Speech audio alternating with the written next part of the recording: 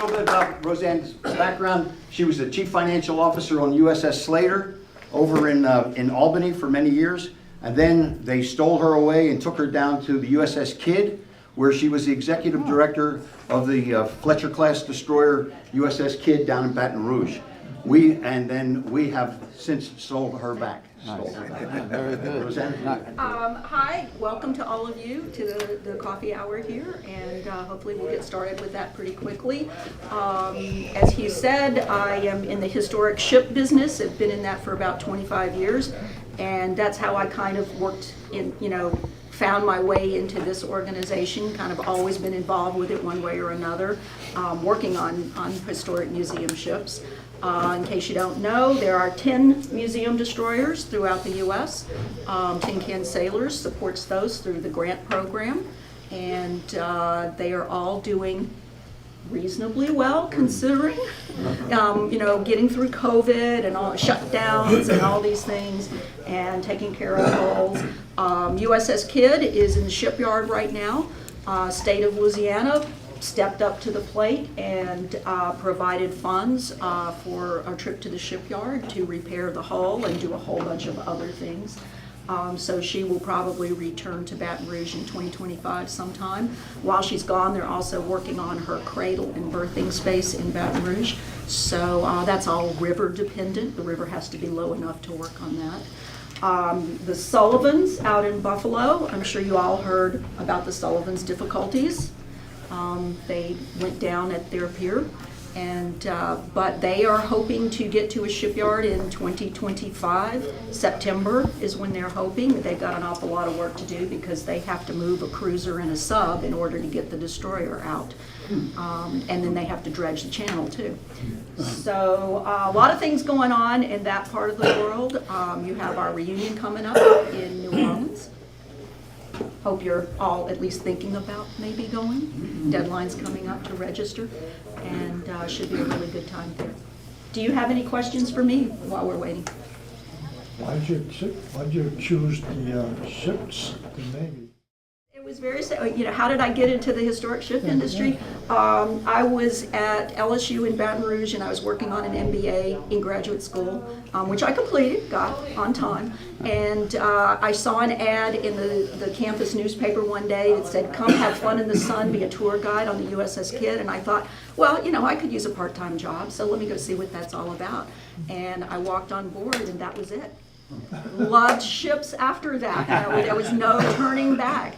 And so I ended up after I finished my degree, ended up in a couple of other museums, one in South Dakota, and I found out Slater had come to Albany, and I had kept in touch with their director, and he said, "We got a place for you if you want to come join us and whip this place into shape," and I said yes. And I got back into ships and had never left. Yes. Where do you call home? Wherever I am. I live in Albany, well, the suburb of Albany, and so I've been there about 20 years now. Got Kidd back into order financially, got them stable. They had been basically going month to month. Financially, and so I got them back in order, and then I made sure the person who succeeded me was the right person. We set everything up for the state. We got the planning going, so the planning money in, so that it was an easy step for the state to go from planning money to project money. And then my successor down there is Park Stevenson, who is ex-Navy, retired, and underwater explorer. He has dived on the Titanic and the Johnston. He was on the crew that found the Johnston in the hull and the Sandy B. Roberts. So he is a deep sea diver, and he fell in love with Kidd when he came to visit. They were going out on a dive, and he wanted to see what he might be seeing and how he could identify parts of a wrecked ship on the seafloor. Came to visit Kidd and fell in love with it. So I got him there to be the executive director. So that's how that all happened. It's kind of a strange path to take. And people are like, you know, that's such a niche market and employment, and it's a very close community, everybody that's in the historic ship industry, and it's a very small community too. If we went through this litany of where you served, I think in this room we have served on every single class of U.S. Navy destroyer, escort, and frigate since the Second World War, except for one, the Arleigh Burke class. Arleigh Burke is the largest single class of ship in the United States Navy today. There are tens of thousands of real live tin can sailors at sea today doing the work that we did 50 years ago or 60 years ago. And I know when we have gatherings like this, one of the big questions that we always have, whether the Navy does something good or something bad, is I wonder what it's like to be a sailor today on a U.S. Navy destroyer. Well, it's my great honor and my privilege to introduce someone to you today. First of all, where did we get this idea? Jeff, put your hand up. This is Jeff's idea. We were kicking around this idea, you know, what is it like to be a U.S. Navy sailor today? And Jeff said, you know, we're only 30 minutes away from the Naval War College, the Surface Warfare Officer School, which used to be the Destroyer School, and the Senior Enlisted Academy. So Jeff said, why don't we just ask them? Why don't we just ask? So we did. We went fishing in that pond, and we caught a big one. We caught a big one. And it's my pleasure and my privilege to introduce to you today Master Chief Boatswain's Mate Chief Esparza, United States Navy, who is a... And I'm simply going to get out of the way and turn the floor over to him. We asked that the Master Chief tell us a little bit what he does, but I know you all have questions. Don't hold back. You never hold back in the past, so don't hold back now. He's here to answer your questions. Master Chief, it's all yours. Hi, how's it going? I'm Chief Esparza, like I said, Boatswain Mate Master Chief. I've been in the Navy here a little over 16 years. I'm from El Paso, Texas. So first I'd like to start, because I did get a little bit nervous, I would like to start to say thank you so much for having me here. I told my wife when I got told about the opportunity, and she was super ecstatic. She wanted to come with me. I was like, maybe next time. So I'm very excited and very grateful and blessed that I'm here talking with y'all.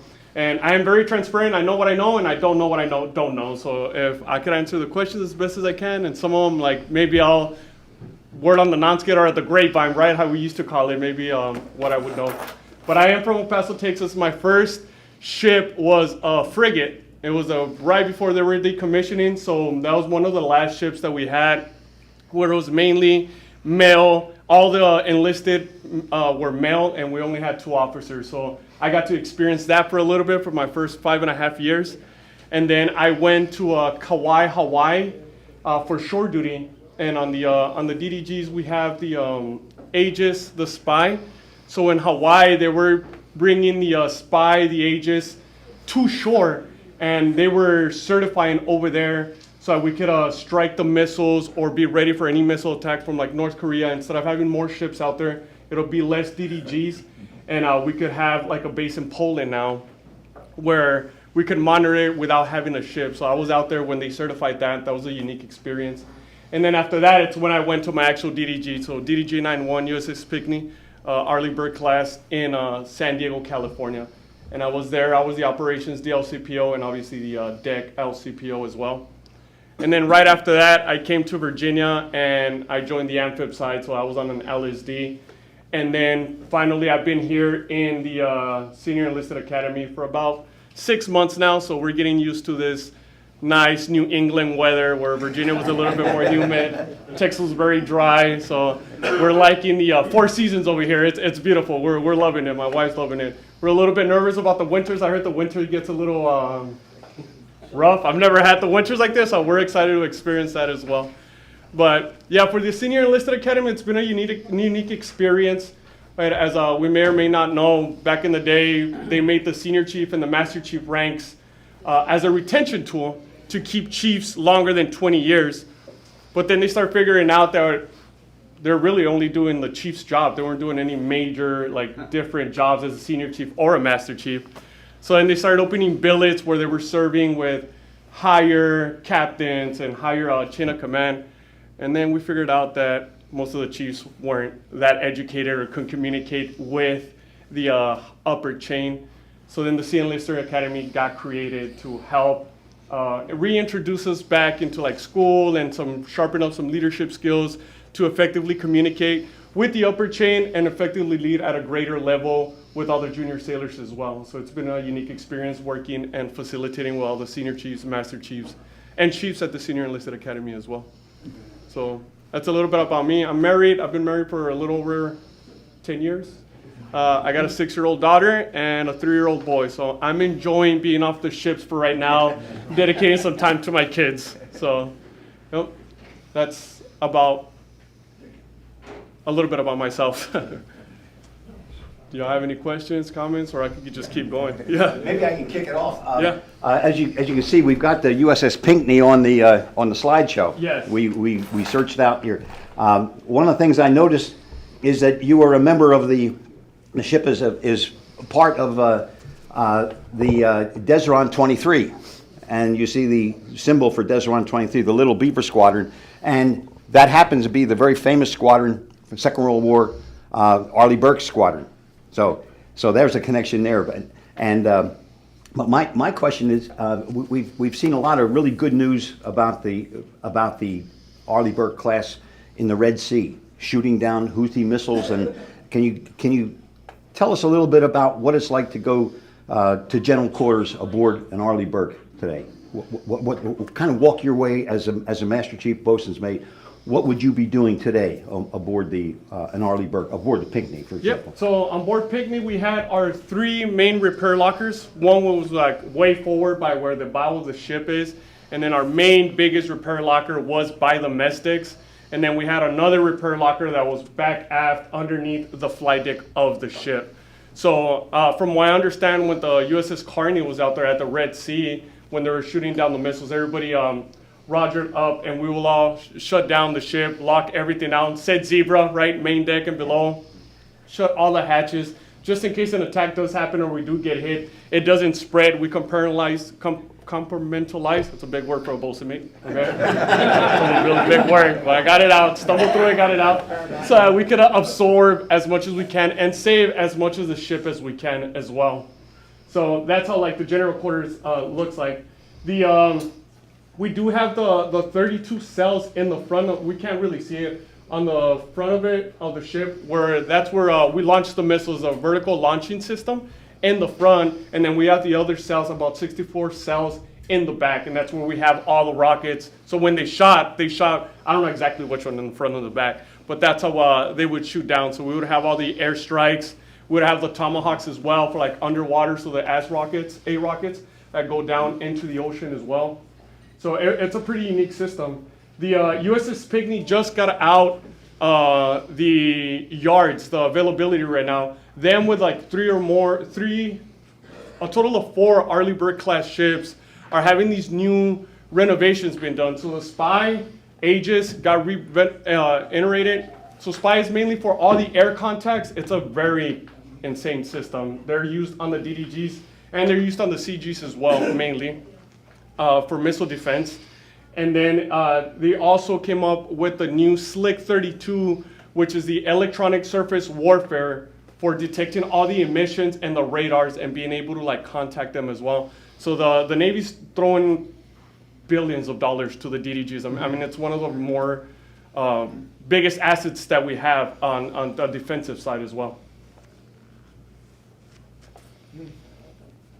So you're saying that you just have the 5-inch plus the missiles front and back, is that the only armament? So it's got the 5-inch in the front, and then it's got the Sea Whiz in the back as well. And then it's got the cells for the VLS in the front, the cells for the VLS in the back, and then it's got the 3 torpedo launchers on each side as well. So,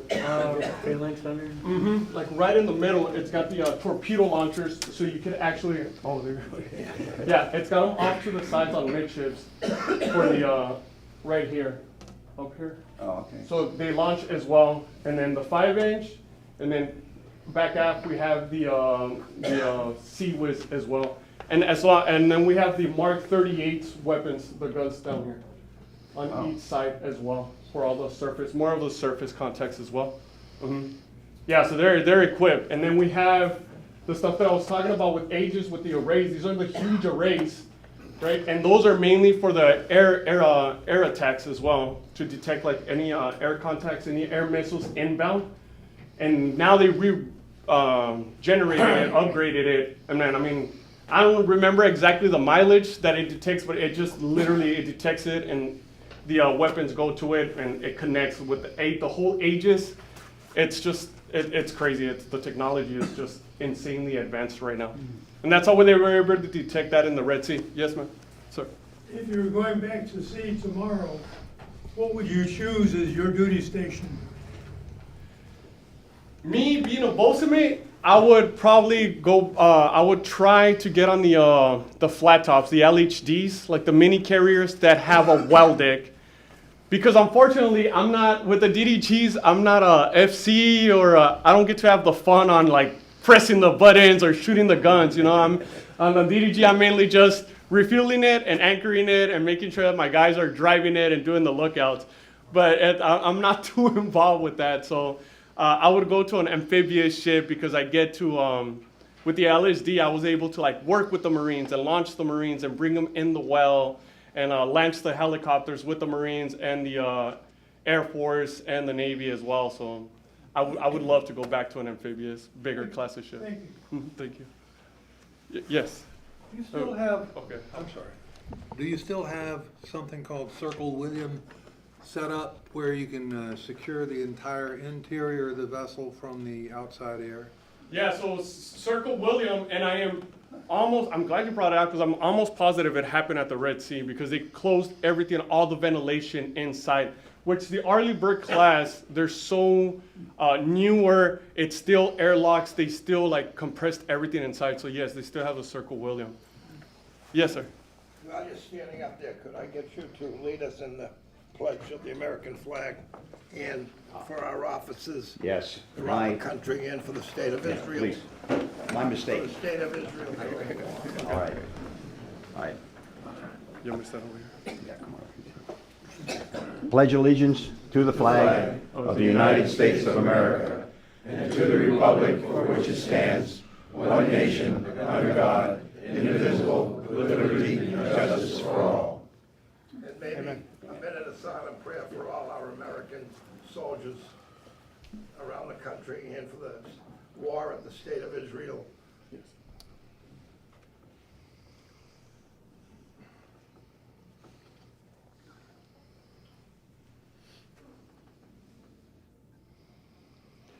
Thank you. Thank you. God bless America. Yeah. I apologize. That was my fault. I should have done that. Yes, sir. I got a question. Being a snipe, we usually light off 2 days before we get underway, like on a Monday morning, 8 o'clock. How long does it take you guys to get underway today? It really, they do all the M-locks, like all the pre-checks throughout the week, so it's not as hectic. But I mean, we're underway within hours. We could get underway now. Yes, like it's especially on these new Arleigh Burke class ships. At the LSD-44, the LSDs they're older. It takes us a little bit longer, but these DDGs, man, they're very advanced. They're within a couple hours if we need to. Usually we do like 48-hour, 24-hour checks, but we've gotten underway in emergencies while I've been overseas, and within hours we're getting underway. Yes. Yeah, basically on the old ships, you had a complement of officers and crew. How about on the Arleigh Burkes now? There are a lot less people on it, correct? So the Arleigh Burke, we're still holding about 300 average sailors. Yes, so it's not too. The new Zumwalt ships that came out, they try to do this. The Navy tried to do this experiment where it was high technology ship where everything's electronic. Yeah. But then they failed to realize that we still have to stand all these damage control watches and all these anti-terrorism watches. So then they realized 100 and some sailors is not gonna be able to satisfy all those watch sections. So they're back in the yards doing more berthings, and the idea sounded very nice, but it didn't work, you know. How many would you have in the bridge when you're underway? Man, that got a lot. After the McCain and the Fitzgerald happened, we increased the lookouts. So, I mean, on the bridge, we had one lookout on each side. We had the officer of the deck, the junior officer of the deck, and then you had the conning officer, and then you had the bosun mate, the quartermaster. So at least 7. I know years back they had a study where they were trying to shrink the number on the bridge. They were down to like some ridiculous number, and I think that's, like you're saying, with the McCain and the Fitzgerald? Yeah, Fitzgerald. They kind of lost that vision, you know, so Yes. putting them back in there makes sense. Yeah, so we're sitting at about 7 at least. And that's not including all the UIs under instruction that are still training on, but 7. Mhm. Yes. Master Chief, how's the morale on your new ships today? I honestly think morale depends on the units. There's been a lot of, that's a tricky question because there's some, I've seen some ships where we were sitting at maybe 280 sailors on our ship, and it was, I mean, we ended up doing a COVID deployment. You know, we did a COVID deployment down to South America, which everybody was happy because we were gonna see Panama and Chile and all these South American countries, and we didn't end up seeing anything. We were underway for 6-7 months straight. We would pull in just to refuel, get our, but we didn't get off the ship. So that really tested our resilience, and I think all the leadership was very amazed on how resilient sailors could actually be.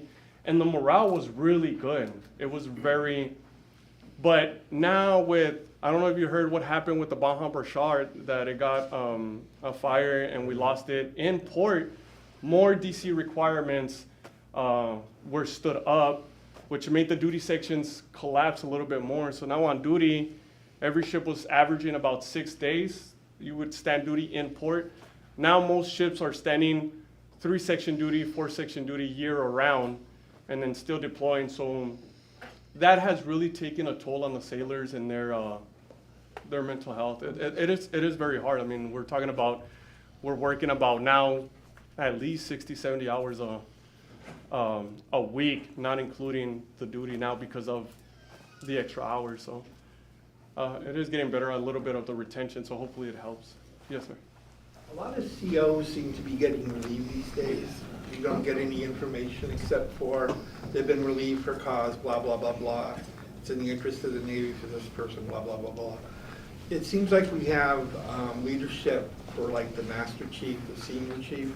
Maybe we need to do something with the XOs and COs and the Command Master Chiefs. Are they doing anything, or they just have their head in the sand? Yeah. So I can't talk too much about the COs XOs because that's not my, I know they're having a lot of more ethical and moral classes with them. And they do go through their XO and CO department head schools before to go through the pipeline. For the CMCs, I'm gonna transparent. I'm gonna say like what I think and what I've seen in my experience. It can't be all true, but I don't know if you all remember, but a couple years ago they opened the Command Senior Enlisted program to anybody. There wasn't no age requirements or no years requirements in the Navy. You could be a senior chief and apply to be a command senior chief and have like 11, 12 years in the Navy. And then within 3 years, you pick a Master Chief in there, and you're talking about you're a CMC at major commands. I mean, you can't buy experience, right? You can't. Like that's, so they realized there was a flaw there because a lot of the CMCs were getting in trouble. They weren't professionally mature enough to handle situations like that. And that's when we started seeing like DUIs and unethical things happening. And the problem was we had to separate them before they hit their 20-year mark because they were so young. Now it's where you cannot apply for that program until you're at least 17 years in. That guarantees that if, for God forbid, something bad happens where you need to get relief, at least you hit your 20 and then you're out. They'll relieve you. I believe with the COs and XOs, to be honest, it's a problem retaining. Like we're having every branch is having a very difficult time retaining personnel right now. And at some point we're just dealing with what we have. We're doing the best that we can and we're hoping that they are doing their best and they're being ethical, but I think most of them are being relieved because they're not, the pressure of getting the ships underway and the pressure of us producing is so much that some of the CEOs are like really under so much pressure. They just want to perform and undermine the personnel, I believe. I think like that's where, so it's hard to like really help that. I'm sure they're having some type of training for them at that higher level. Yes. Chief, you mentioned about going out fueling. What is the fuel nowadays? F-76 and So that's like a jet fuel type? and then yeah, so kind of like a jet fuel. That's what we're using right now. Yeah. You missed the days of number 6. Yeah. Oil all over the deck. Yes. Oh, yeah. Yes, sir. Master Chief, when you came in initially, there were no women in the Navy, probably not. So did you watch the integration go, and how did it go in your view? So when I came in, there were already, the frigates didn't have females, but they were already getting integrated on the ships. I was the only one that didn't have, I didn't grow, my first couple years in the Navy, I didn't serve with females. It was like 2 officers, which count but don't count, because they're like, you know what I mean, like they're not listed with the, they do count. I love officers. I'm just saying, like, I didn't have that type of relationship with officers, you know. I'm like down in the decks with everybody else. But while I was in, we did see the integration with the spec warfare community, with special forces, and now that they're integrating with the submarines as well. So that's pretty new. And from what I understand, it's going great. When I got to the DDG and then I got to the LSD, some of my females were just doing circles around a lot of the males too. They were very hardworking. They were very dedicated, very determined. And now afterwards, as becoming a father and seeing my wife, I couldn't imagine just the role of a mother sailor, you know, like that. For me, it's very admirable. It's very respectful. Being able to serve your country and being a mother, I could just imagine how hard that is. Because it's hard for a father, but I could just imagine how it is for a mother as well. Yeah. Yes. Can you talk about the changes, like you're a Master Chief and the Chief's Master Board of Ship? What's different now? Like when I went through initiation back in 1983, I'm sure it's a lot different than it is now. So can you talk among an audience that you can talk about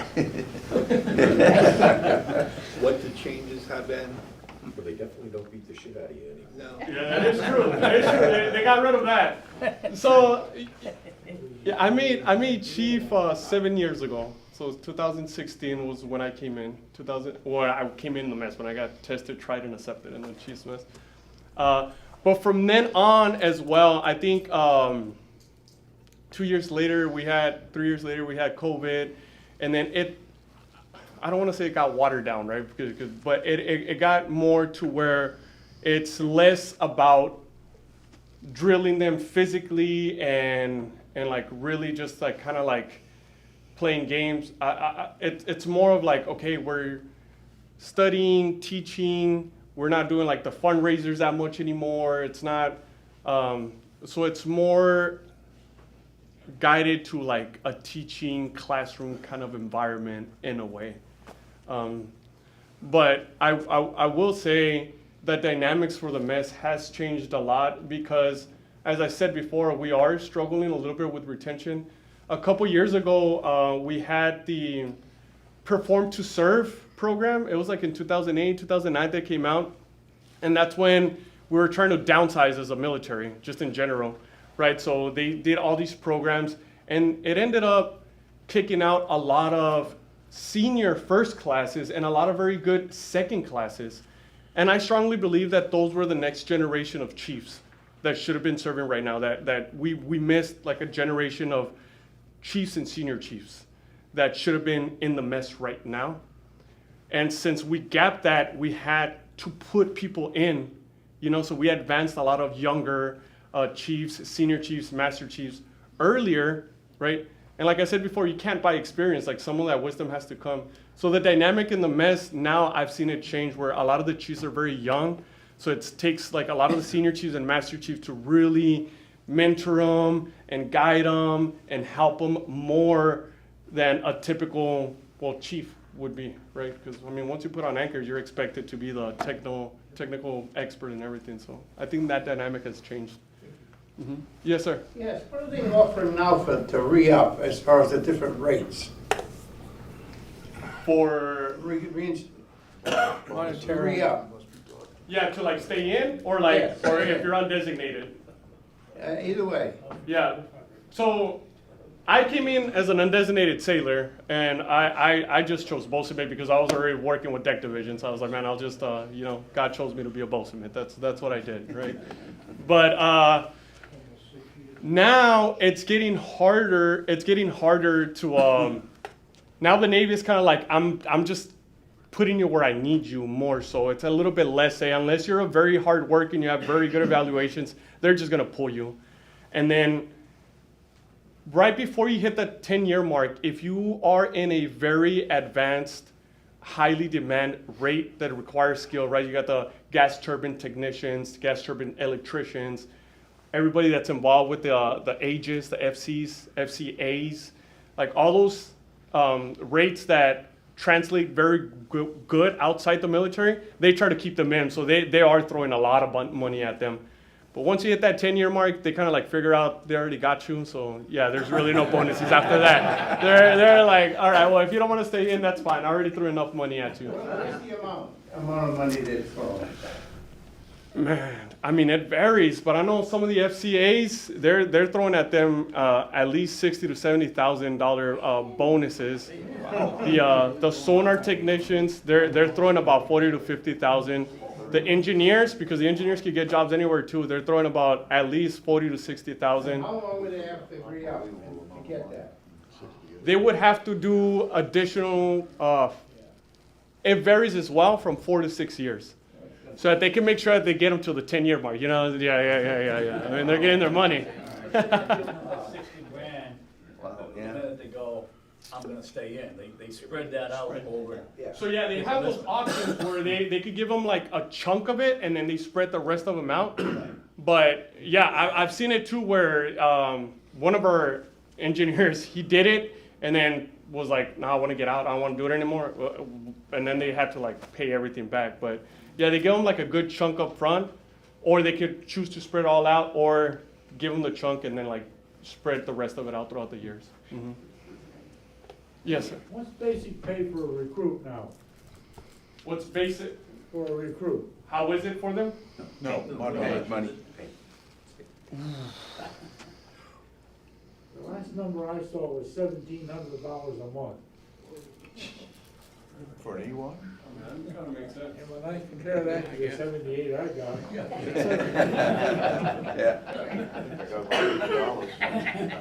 No, it's not 1,700. It can't be. It's about. I want to say it's around like 3,000, 4,000, like something like that for a E1. It's not that much, but it's yes. How many years do you plan on staying? Hey, that's a good question. I literally just had that conversation with my wife yesterday. Yeah, it's an ongoing conversation. What was her answer? She's like, Given the fact that they're throwing out big bonuses. Yeah. Well, I don't get any bonus. I've never gotten a bonus. I'm a bosun mate. My job doesn't translate that well outside of the Navy. So I never got any bonuses. But would they throw some good money at you to stay in? No, not anymore. Not really? No, yeah, not anymore. I think like I have one last question. yes. because things are escalating around the world, how do you feel personally about our readiness is to go to war? I know it's a personal question. No, I'll be honest with you, sir. I think and I strongly feel that once we're called, we're gonna perform. Like I've just seen it so much. You know, I've been in charge of so many training teams, evolutions. Like I've done so many deployments, and for whatever reason, I don't know why we're like this, but for whatever reason, when we're training and practicing, sometimes we're just like, you know, slow at doing it or like not focused. But once things get real and I have a ship coming in the well, or we're unrepping, I unripped on the Arleigh class on Pigney in the middle of the night. Winds are like just hitting us, like just the water. And our captain was very like, we have to train like this and we have to perform like this, because once we're out there and if this happens, we're still gonna have to do it. Everybody performed. Like I was so amazed every time. Everybody was just like, I was like, dude, why can't you do this all the time? You know, why does it have to take? So I strongly feel we'll be ready. The ships will deploy. All of a sudden, they'll give us the money to repair the ships, and and we'll bring the sailors back in. Yeah. The end of that question is, I know that back in the days, when I served from the end of the Korean War, and it was peacetime, and we traveled all over the world to show all these nations how mighty we were, the United States. Yeah. I think they're laughing at us now, personally. I think it's a big joke. Oh, and like for our readiness? Yeah, for our readiness. I mean, why would China want to invade us now when they can just sit back and watch us implode? Because that's what I feel that we're doing. Yeah, no, and I think there's a lot of misconception too, right? Because we get the analysis from like the War College, and they come talk to us at the Senior Enlisted Academy. And China did, I mean, we could call it, right? China did steal a lot of our technology and a lot of our stuff that, I mean, you see the carriers, it's like they look very similar to the ones that we have. Like they're very close to it. But China still does not have the resources, the manning to really, like China is not practicing on sitting JQ. They're not, they'll get those ships underway, but they're not from, again, this is from what we're getting taught at the War College as well with the professors over there, is they're not practicing on saving the ships. You know, they have a fleet, but as soon as we start striking them, I mean, they don't have a lot of redundancy to like bring them back up or even save them as well. So, yeah. Thank you. Yeah. Yeah. Several months ago, there was on 60 Minutes. There was the readiness of the United States Navy. It was actually an excellent program, but it talked about the Chinese Navy. They have more ships than us, but the men and the quality of the ships don't compare to our country at this point. Yeah, exactly. And it is a concern moving forward. It's been expressed a lot too. Moving forward is a concern, because once they do start getting the manning and they start, then it is going to be a concern if we can keep producing ships, right? It's taking us maybe a couple years to produce one ship. Well, they're pumping them out in 2-3 a year, right? But again, we have more, there's no human laws really over there. Like it's like we're a little bit more restrictive and more careful on what we're doing and caring about the environment and our people as well. Well, I think we're coming to an automated world because they're getting rid of people. So why would they need all this fleet when they can just sit back and press a button and that missile can go from here to all over the world? Yeah, 100%. But once that missile hits, the ship is not going to save itself, right? You need the people to like really, the ship is not going to put shoring on itself or plug holes. Like we're going to have to do it. Yeah. Yes. Master Chief, I don't believe that China either has the logistics that the American Navy has today either. In other words, I don't know if they have, are they perfectionists in refueling and stuff like that when they're way out to sea away from China? No, I don't think so. No, that's why I think like China does, I mean, they are a threat. I 100%, but I don't think they have a lot of like the actual strategy that the United States had. Like there still has to be a strategy. You just can't go out there and just like show the force. Like there has to be some strategic, and I don't think it's as advanced or like shown because I mean ours has been proven for so many years as well. Yes, sir. When I was in the early 70s, security on the ship was kind of laxed. You know, you'd have, you know, a watch on the quarterdeck when you went on board, but if you're in overseas ports, there was not a lot of security, you know, and even on the base, there was even less security because you figure people that got on the base were fine. So I know it's changed a lot now after 9/11 and other things, but we just went on a tour of the ship that was out in Bristol, and it was anchored out. And the whole time we were on there, there was a police boat constantly going around. How is the security nowadays on a ship? You know, do they let civilians come on board at, you know, random, or No. do you keep a perimeter around the ship all the time? Yeah, so if we're in a base, obviously, I mean, we have our AWOL for the base and the security base force.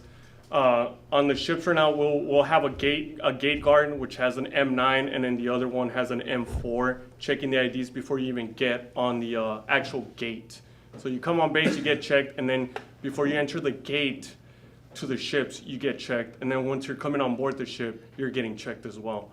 But yeah, on the quarterdeck, you'll have an M9, an M4, and then you'll have a rover roving with an M4, because we don't have M16s really anymore. We have the M4s. And then we added the other watch where there's always someone identified on call to man up the 50 cals as well in case something happens. And then we always have a security boat. So on all the bases, there's already like port ops takes care of all the security boats. But when we're deployed, we usually launch our own boats. If we don't have a contractor out there with a security boat, we'll launch our own ribs to go out and set the perimeter as well. Yeah, so it's very, yeah, and that's what I'm saying with the watches. It's a lot of watches for terrorists, for anti-terrorist attacks, and for the damage control as well. Yes.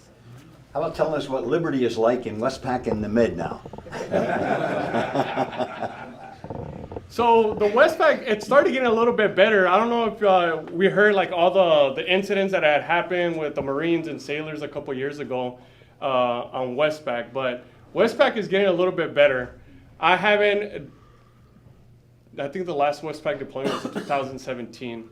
But again, we were underway a lot. But the Liberty was beautiful. I mean, we got to see Djibouti, Malaysia, Japan. It was nice. It was beautiful. But most recently, we just did a deployment to the Baltic, and I have never been to the Baltic, and it was completely beautiful. It was the best deployment I've done. I told my sailors, like, man, if you think you're gonna get a better deployment than this, it's not gonna happen. You probably need to get out, because that was my 6th deployment. But we got to see.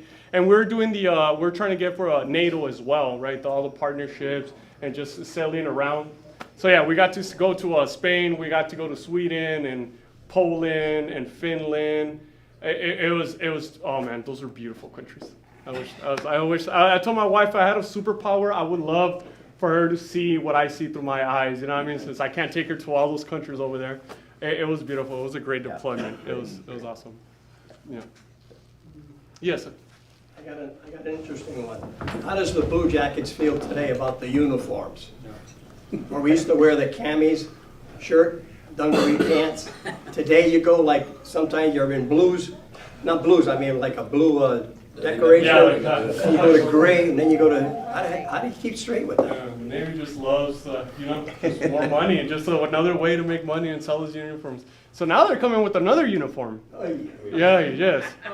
So I liked it when I was on the ship because you just wear coveralls all day. That was nice, right? You just wear coveralls. So a lot of the sailors didn't mind too much the uniform changing here and there because we wear coveralls all day. That's how we work in port, and that's all we wear out to sea. So we rarely, when you're operational, I mean, this is probably the most I've worn this uniform being at the academy. Like I really just worried if I had to go to an appointment off the ship. But they love that sense. And now they're coming. I don't know. You're gonna see it soon because some ships already started ordering them. But they look like the Coast Guard uniforms, where it's like the bottom, the top, and the bottom. But you could work with them on the ship, and you could be out in town with them as well. So it's like a multi. That's why people like them. But they are fire retardant and everything, so you could wear them on the ship. So yeah, so the khaki, the enlisted, the senior personnel, they're like khaki brownish uniforms, and then they're blue. They look very Coast Guard-ish as well. Yeah. That's okay. Coast Guard. I love it. I love it. No, come on. I have no. And happy birthday! I know it's your belated birthday for the Coast Guard. Another coastie here too. Coast Guard. Chief, I'd just like to say how important your level was when I was in. That it meant to me, out of boot camp, I was a chief mess cook. We had about 20 guys on the ship, 20 chiefs, and I learned so much from them about the career path that I had. Only 4 years, where I wanted to go, and the thankfulness of that particular level of enlisted men. So thank you, and realize that the responsibility that you might have for the young guys coming in is tremendous. I used to tell, you know, I had these hard conversations with my wife about like, am I staying in? Am I gonna go longer than the 20? What is it? You know, and because at some point you do have to start considering the finances, right? I'm the head of the household. It's just me. My wife stays at home with the kids because that's how we wanted it, right? And I tell my wife a lot. I was like, man.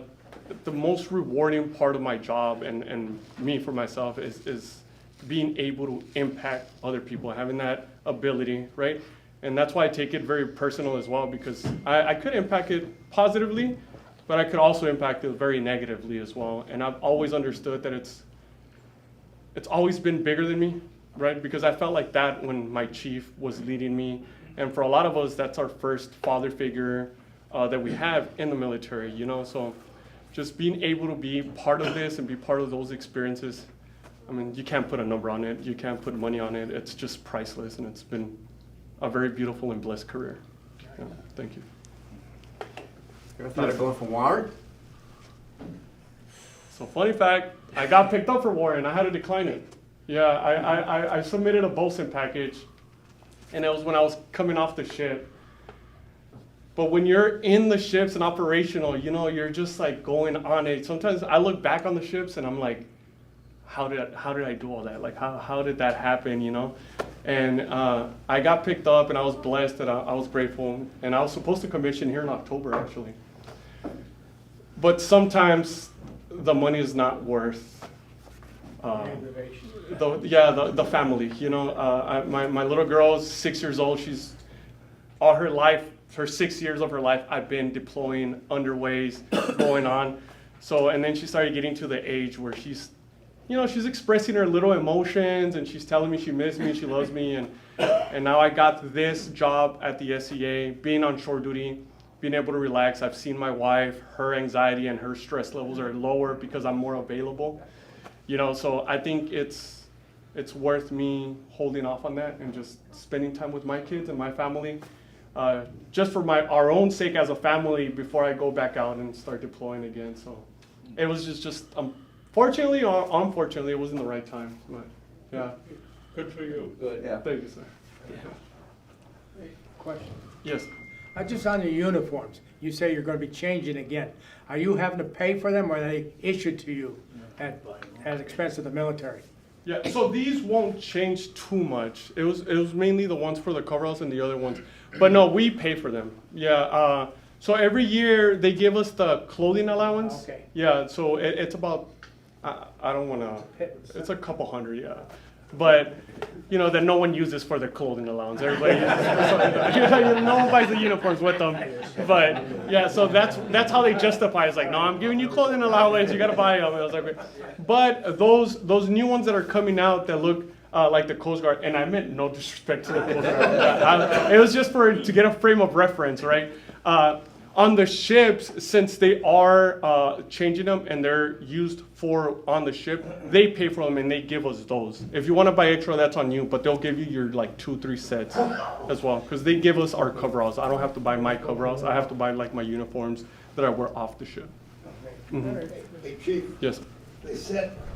You said that you were a little nervous coming into this because it was a little different from you to address a group like this. Yeah. How do you feel now? Because you're doing a spectacular job. Thank you. Yeah, I mean, I'm always, you know, the nerves with like not knowing, just the unknown. Like, am I gonna be able to really engage with everybody, and is everybody gonna be comfortable talking to me? So, but I was telling my wife again this morning, man, I just love doing it. But I don't know if everybody's going to be excited seeing me like doing it as well. You have everybody's attention. Okay. Thank you. I'd like to comment on that. I met the Master Chief a couple of weeks ago over at Senior Enlisted Academy, just for what, 5 minutes? Yeah. Just 5 minutes. Shake a hand, and that was it. And then we talked on the phone, and I knew damn well that you guys are going to love this guy. I knew it. I knew it. Yeah. Tony, Senior Chief Tony in the back asked, because I can remember coming in when everyone else is at home, having the light off. All you steam engineers, you know what I'm talking about. Having the light off forever in advance. The LM 2500 gas turbine, it's started, and from what I hear, the engineers can be ready to answer all bells before the bosun mates even are singled up. Oh, yes, I don't know. 100%. Yeah, yes. but my question really is about maintenance.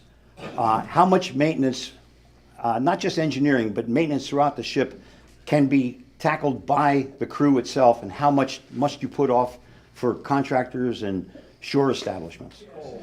Yeah, so right now there is a major push on, because what we were talking about, our readiness, and we are now, I think like a lot of the mentality is starting to shift, because we were, with September 11 and everything that happened, it was more of a ground war, right? It wasn't at sea. We weren't fighting too much at sea, even though we're perimeter.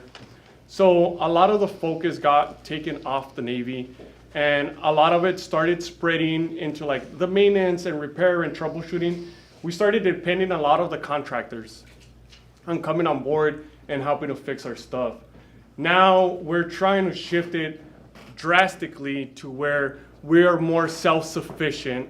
And it is a huge push from the Chief Smiths to get in the books and minimize asking for technical assist unless we absolutely need it, right? A lot of these, they're creating a lot more schools, a lot more OJT schools where we're going to the facilities off base and working hand to hand with the actual contractors so that we could become a little bit more self-sufficient on it. But most of our repairs are us. There's some high technical repairs that, I mean, just because of the contracts of some of the equipment, it has to be contracted out. There's no way around that. There's just no way.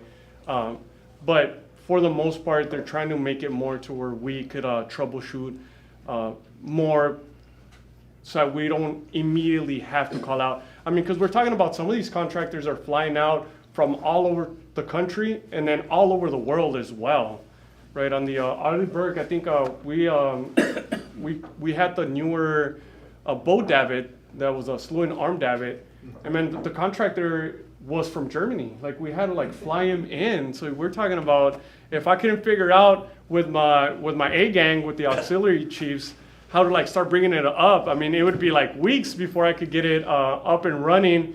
And you can't get underway without an operational davit, right? That's a red line. That's what we consider red line. You can't get underway without it.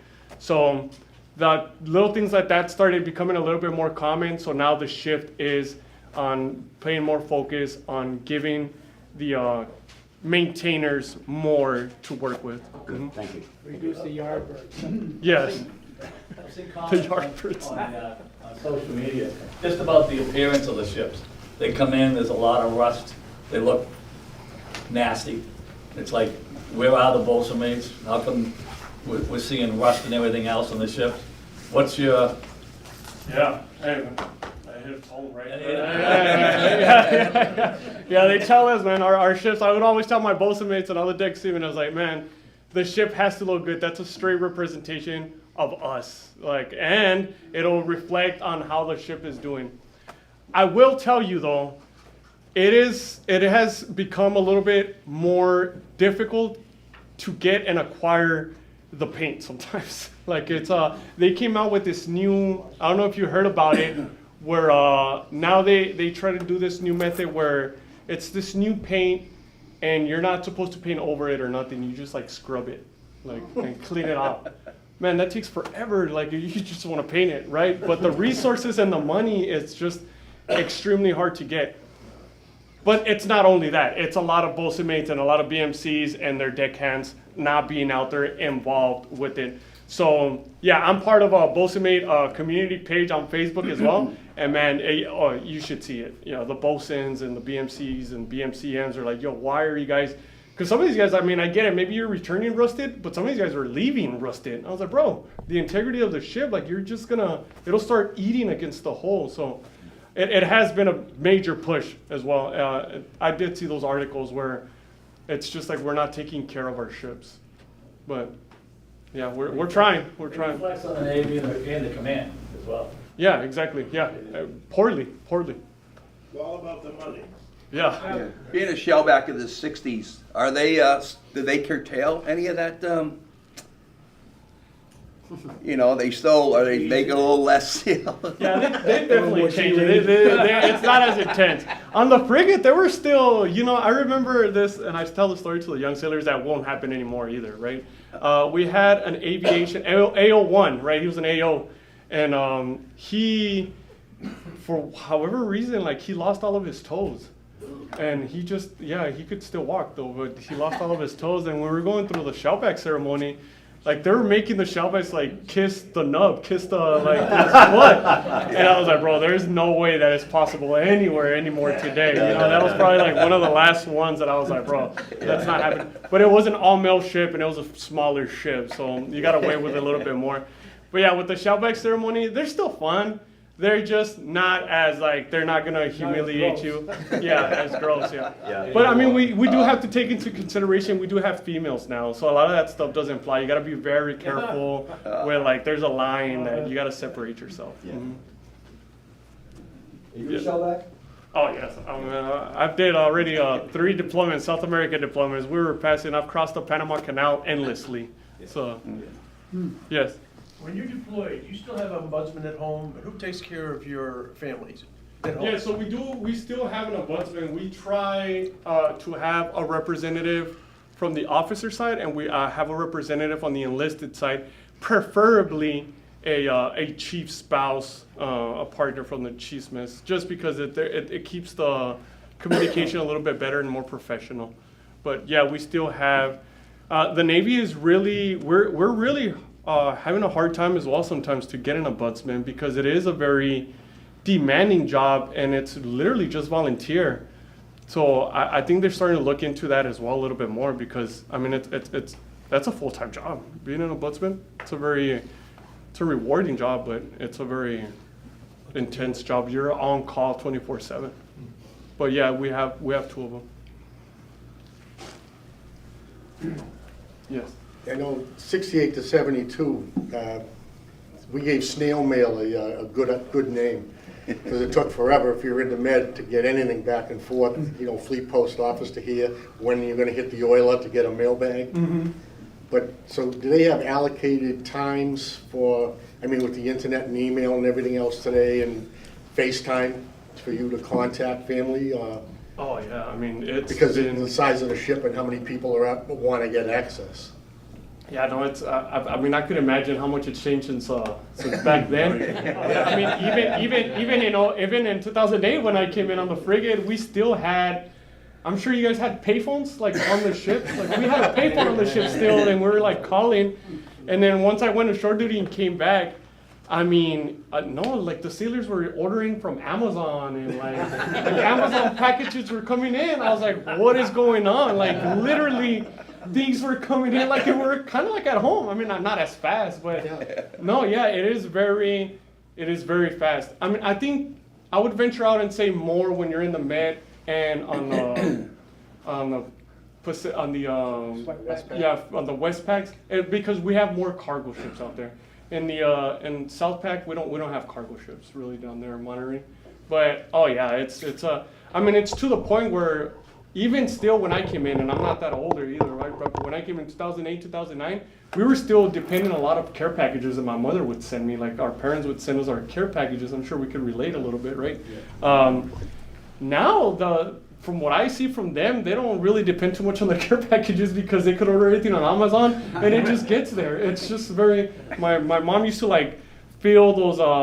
It was a flat rate if you're sending to the military. And as long as it fits in the box and the box closes, it's a flat rate. So these boxes used to come like super packed, but now they're just like every port. There's something coming in, something coming in. It's like a little bit more accessible. Is that a security risk though? Yeah. With having cell phones, 300 guys on board ship, men and women on board ship, you all have cell phones. Mm-hmm. There's got to be some sort of security concern of somebody telling somebody, hey, we're going to be pulling into this place. Mm-hmm. How do they handle that? So it did start it right because now everything is like smartphones and Bluetooth. So it is a major concern now. This last deployment that we did, we were in the Baltic and we were up there operating. So what they did is they escalated the MCON conditions of the ship to where you could not have your cell phones, and they were holding people like sending them to mass to where you could not even have your cell phone on you. You could not listen to music. It was, I mean, I guess that's as which did cause a lot of issues with the younger generation, right? Because they grew up. I mean, oh, yeah. I think I was one of the last generations that didn't grow up with the cell phone. Everybody, like that was born early 2000s that are in the Navy now, they grew up with cell phones and smartphones and that instant gratification stuff, you know. So that's what we're kind of like fighting right now in the military, because once we're deploying like that, they do tell us, I was like, no, you can't use anything that's Bluetooth. You can't. And now some of the phones, I mean, we don't have iPods or anything like that. Like, it's rare that you have wireless headphones. Like, if you don't, almost all headphones are wireless now. So we are fighting that. But they are being very strict with it. Where even on when I was on Picnic and we did go to the Westpac, we were doing one of the transits and someone posted it on social media. Immediately they took them up to mass because it does give away the positions. And it's argued that even if your phone is on airplane mode, you still transmit somewhat of an emission that a satellite could get. Like it's still like, so we are fighting it, we are trying, but I don't know, the DDGs, they have the firewall. Yes. Chronic envelope. Yeah, exactly, the chronic envelope. So that you could like counterfeit where like if someone's picking up your admission, we don't present ourselves as a DDG, we'll present ourselves in radar as a fishing vessel. So it kind of gives it away. But I mean, these older ships, right, the older ship that I just came out of, we don't have none of that. PCMS, I think it was called. But that's how we're fighting it. I mean, again, we're trying to keep up, right? Because we're trying to retain them, we're trying to, but there's a balance, and sometimes, I mean, yeah. That's how we're trying with Bluetooth and all this. Does some of those cell phones work when you're at sea? Yeah. Well, oh, if you're looking at it, you're supposed to be on the watch. You can't be playing games on your phone. Yeah, I mean, I don't get signal at sea. Like I can't talk, but yeah, I mean, if you saved your music and you saved your video games and you saved like a lot of the, that's another issue that we started having. Like people were standing watches and you're in the middle of the night, like falling asleep, and you want to stay awake. You're just looking at your phone. But we all know you get caught in your phone, like you start getting insanely distracted. Yeah. So it's very distracting as well. And that's another problem we've had because we've caught sailors using their phone while we're coming in during the sea and anchor. I mean, that's a highly dangerous pollution. Right? But for them, they don't think about it, right? And it was like, don't take your phone on you. It was like, I was just checking it. But I mean, if it rings or if it vibrates, I mean, you're itching to get on the phone and see who called me. Or you're coming in from a deployment or an underway, and like my mom called or my girlfriend called or my kids called, and you're just, I was like, all right, I'm on my way, but you're on watch. So. I'm surprised they let you take the cell phones on the ship at all. Yeah. Yeah. Yeah. You catch your starboard lookout with the phone, you take it, and you flip it over the side. Oh, no, yeah, I get in so much trouble for that. Stop it, yeah. Yeah. Yes. Well, When I was in the service, we used to, if you went into the Med, the first port, like Barcelona or whatever, you'd have all these vendors come aboard selling you suits, Bavarian china, all kinds of stuff. Do they still do that? No, I haven't seen that. I used to see that when I went to Westpac, when we pulled into Bahrain and yeah, Hong Kong, yes, man. I remember back in the day, I wish I would have bought some suits because those are like very good for a good price. But no, I haven't seen that much anymore. Yeah, it's more because of the security. Yeah, it's hard to like get on the ships. Yeah, because even going through the Suez Canal, we used to have guys come aboard selling brass. Yeah. And guys that would be training snakes on the flight deck, and they would have. I lost ready to go. Yeah, they would entertaining. Yeah, no, it was. No, definitely not. I imagine not now. There'd be too many restrictions. Oh yeah, it's so dangerous. It was fun. Just a quick question. Newport doesn't have many ships there anymore, right? No. I was just gonna say, that the Guidon wagon still come down there? I mean, No. I'm going back in the 60s. No, we don't have anybody over there. Yeah. It's now called DoorDash. Yeah. Uber Eats and DoorDash. This is great, and I know you guys could probably stay here another 2 weeks with the Master Chief picking his brain. But let's take maybe one or two more questions, and then we'll take a break, and we're going to do. That's kind of. We've been telling sea stories here for the last 2 hours, but we have a sea story competition where we've got 3 people going to tell a sea story, 3 minutes each, and we're going to vote on it. And we'd like you to be part of the audience here to vote. Okay. All right. Okay. So any final question? Just a couple more minutes. Yes. Can you let us know the pecking order on the ship from you down, and who do you report to? Okay, so you have the CO, and then the XO. With the XO works hand in hand with the CMC or the senior enlisted leader, and then it'll break down into like the department heads, like who's in charge of every department itself, and then for the department heads, you'll have your division officer, and then your departmental leading chief petty officer, and then from there it'll branch out into chiefs.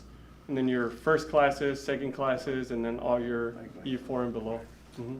So do you have other chiefs under your control? Yes, well, not here anymore, Rick. I'm at the academy. I'm part of the facilitators with them. But yeah, on the amphibs, on the USS Gunston Hall in Virginia, and on Pinckney, I was the departmental chief, so I was a deck and I was an operations departmental leading chief petty officer. And I always had about 3 chiefs under me, like a handful of first classes, and then like all the rest of the sailors, about 70, 80 sailors, like give or take or less. Yeah. Thank you. Mm-hmm. When my first ship in '78 was a tender. That's when the women first came aboard. A water tender. It was a big enough ship, so they had their own berthing compartment. Mm-hmm. Now, what do they do on a smaller ship? They integrated? Yeah, so they ended up countering it with like how many females they were going to bring in, and then they removed that amount of males as well, so we could give them their own berthings.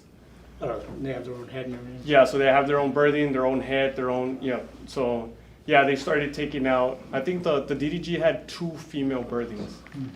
And then the LSD had like about 4 female berthings. Yeah, but they calculate the ratios to make sure that we had enough females, enough males. I was electrical safety petty officer when they first came aboard. They did not like me taking their hair dryers. Oh, yeah. And their curling irons and, Yeah. Hair dryers, don't they limit them to a 30-second shower? Yeah, it really gets wet.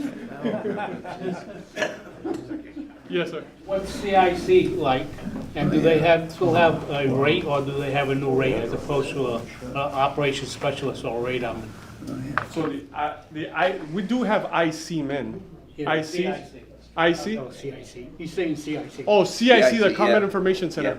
Yeah, Man, it's I mean, on the DDGs is just, I mean, because that's the bread and butter of the DDG. It's huge.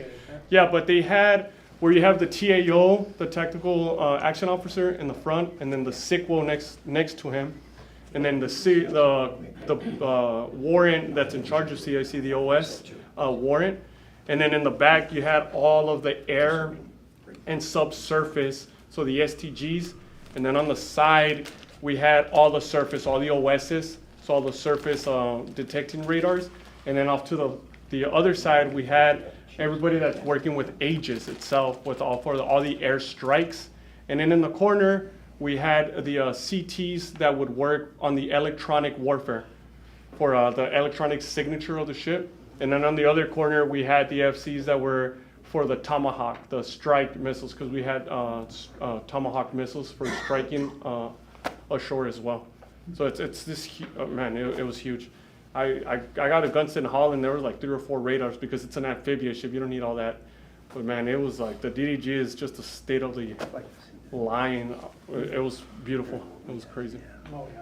Chief has time. I want to introduce him to what we have here and introduce him also to Val, our librarian, because I know your students research and write and Yes. speak and all that. And I want the Senior Enlisted Academy to understand that this is an asset that is wide open to you all, and we're only 30 minutes away. Okay. We have perhaps the best focused research library you're going to find on the outside of the Naval War College on the East Coast. So I want to, I think, and by the way, real live tin can sailor, all right? Real live tin can sailor. And there are tens of thousands more of them out there today, all around the world. And I want to get a point across to everyone that our arms are wide open to bring you fellas in, and girls too. Thank you. Yeah. So we're going to sign the Master Chief up as not an honorary member, but a real live member of Tin Can Sailor. He's going to join us. So. All right. Thank you.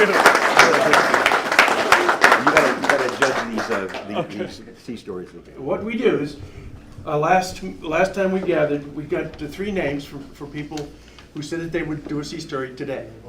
And the rules are, they step forward and they have to stay within 3 minutes and tell us a true sea story. No false, it has to be true. After the third person has had an opportunity to do a sea story, you see that there are pieces of paper in front of you, and by naming one, the first, the second, or the third, you put a 1, a 2, or a 3. I will take them all, go in the back room, do a count, and I'll come back and tell you, and the winner will receive a Tin Can Sailor's trophy. This is Tin Can Sailor's. Solid gold. Solid gold. Well, that's a sea story, I guess. At any rate, you can take it home, show it to everybody you know, and hopefully it would be a symbol, and somebody says, well, where'd you get that?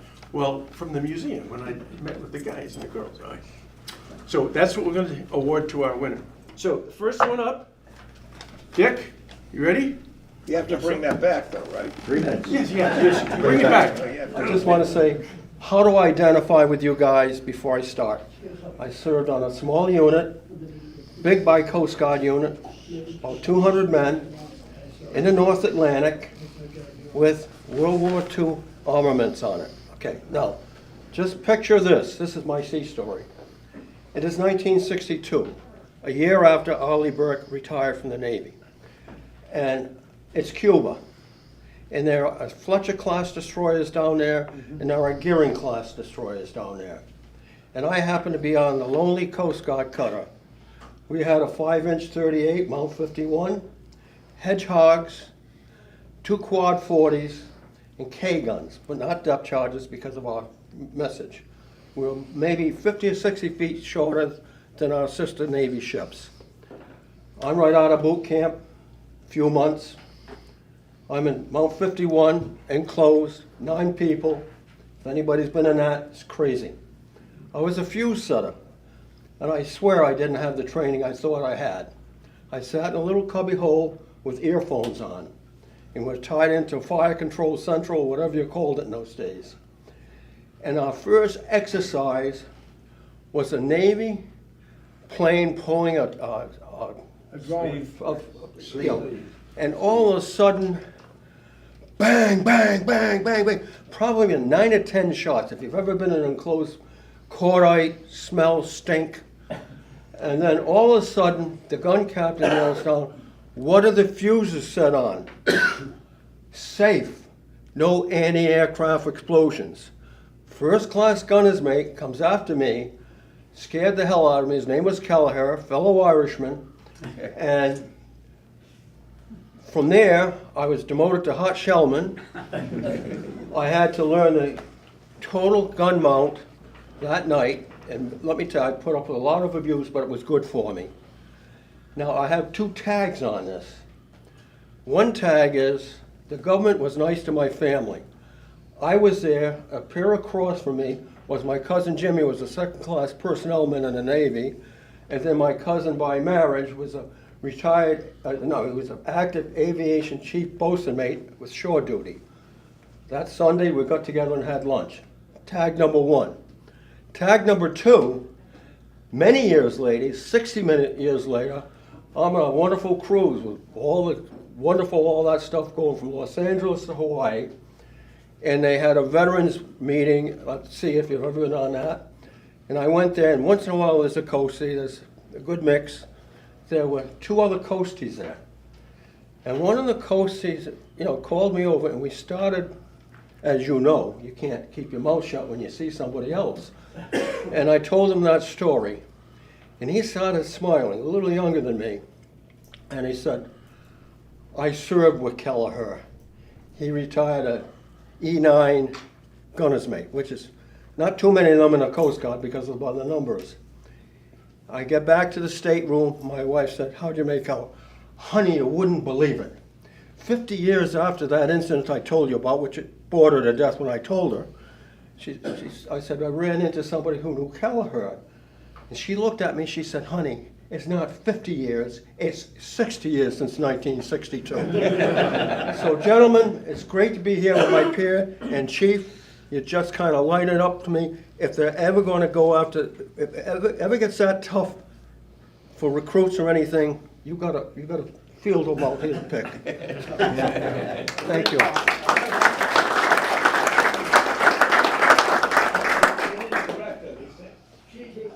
After I finished A school, I filled out the dream sheet, which I know most of you guys did, and I requested a tin can out of Newport, Rhode Island. Needless to say, I get a cruiser out of San Diego. That's about right, yeah. So, first thing I do when I had the opportunity, I have to be there for a little while, I requested transfer it to a tin can.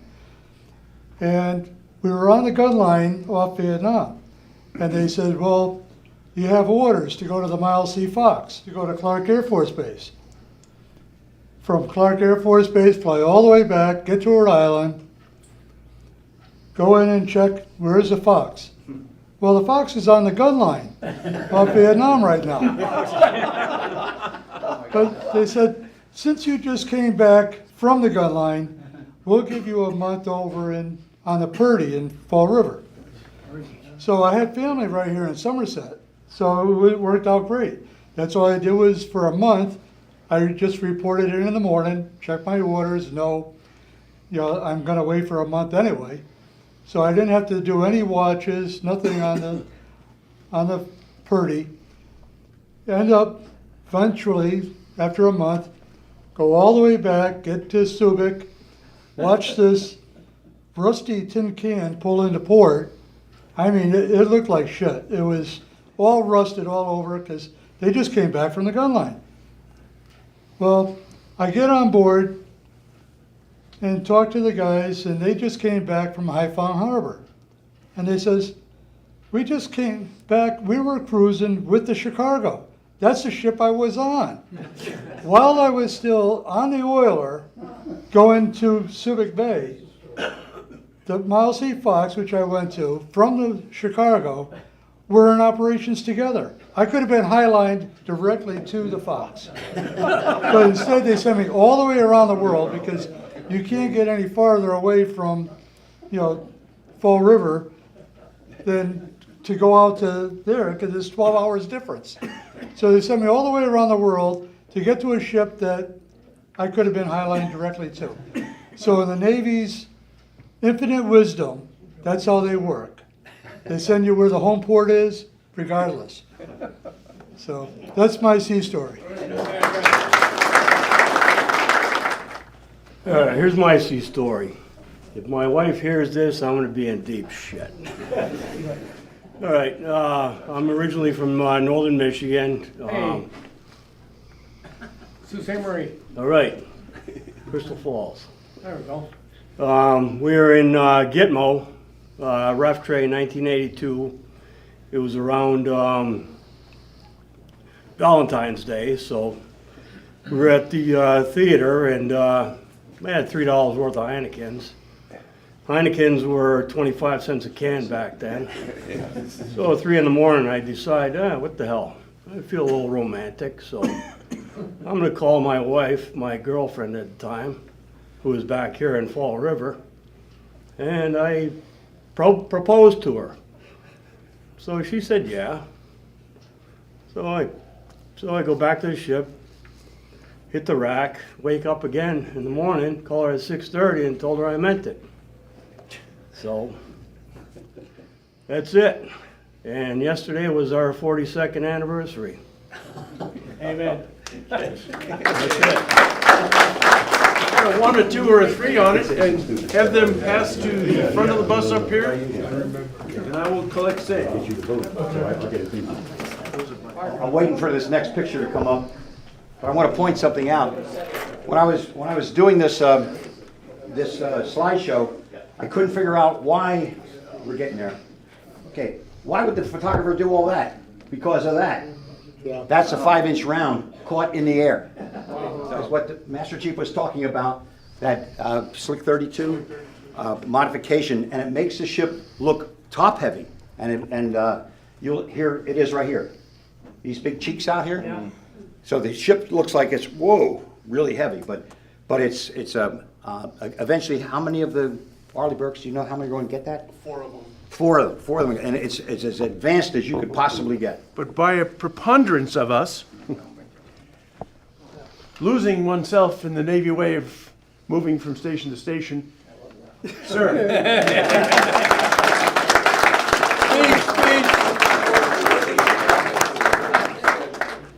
I just would like to say, unlike the other services in the Navy, when you become a Chief Petty Officer, you step in used to be from dungarees to khaki.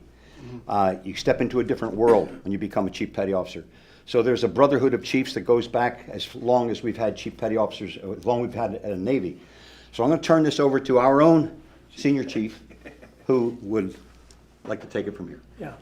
Do I have any other chiefs? Would you come up? Come up. We're going to do a presentation for the Master Chief. That's all right. We'll give you 5 minutes again. I know the feeling. That's classic.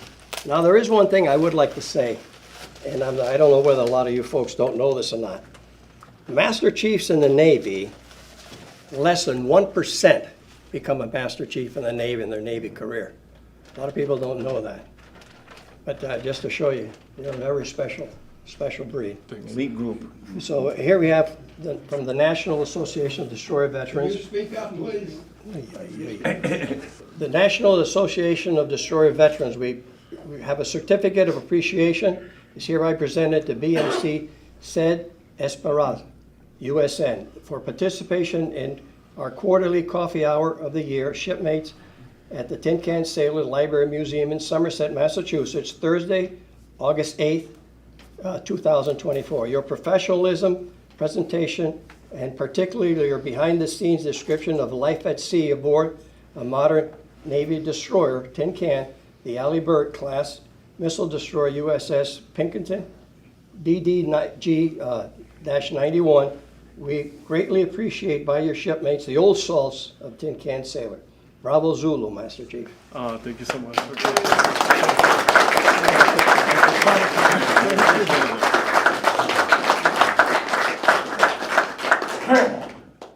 And it doesn't end there. In appreciation, we have a nice tin can Of course. Coffee without cream or sugar, right? Yeah, just straight black. There you go. And also, we want you to have this. Oh, this is awesome. Perfect. Thank you. Yeah, perfect. Thank you so much. I appreciate you guys. Thank you so much. We are going to ask, come on in here. We are going to ask the Master Chief for one thing. Spread the word out there. We need memberships. I sure will. Yes, Please. I will.